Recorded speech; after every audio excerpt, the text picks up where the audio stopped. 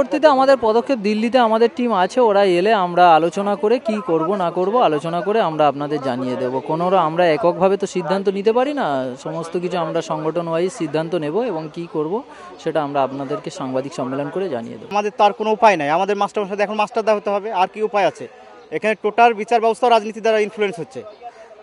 যারা ঘুষ নিল, টাকা নিয়ে চাকরি দিল, তাদের শাস্তি না দিয়ে যারা যোগ্য, যারা রাত দিন 24 ঘন্টা পড়াশোনা করে চাকরি পেয়েছে তাদেরকে বলে দেওয়া হলো। টোটাল রাজনীতি, আমাদেরকে নিয়ে রাজনীতি হচ্ছে। আপনার কি মনে হয় আজকে প্রধান বিচারপতিকে যদি বলা হয় নতুন করে পরীক্ষা দিতে, পরীক্ষায় পাশ করতে পারবে, এমন তো কোনো নিশ্চয়তা নেই?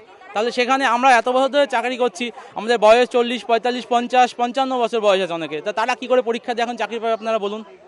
এটা তো কোনো সমাধান নয়। এইভাবে কি বলবো, এখন কি করব? সুইসাইড করতে হবে, আর কিছু উপায় নেই। সুইসাইড করা ছাড়া আর কোনো উপায় নেই, এটাই করতে হবে। 3 মাসের মধ্যে পরীক্ষা যদি হয়, যদি পাশ করি, নিয়োগ কবে হবে এবং সেই নিয়োগে ততদিন অবধি আমি আমার ফ্যামিলি, আমার সন্তানকে কি করে খাওয়াবো, আমি কি করব?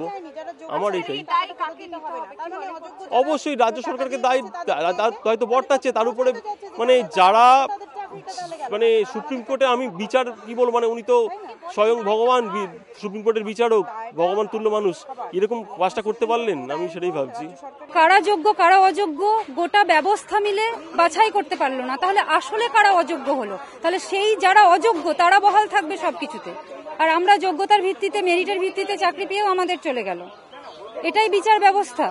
এই বার্তা গেল সমাজের কাছে। চাকরিটার সাথে সাথে সম্মানটা যে গেল, সেটার দায়বদ্ধতা কে নেবে?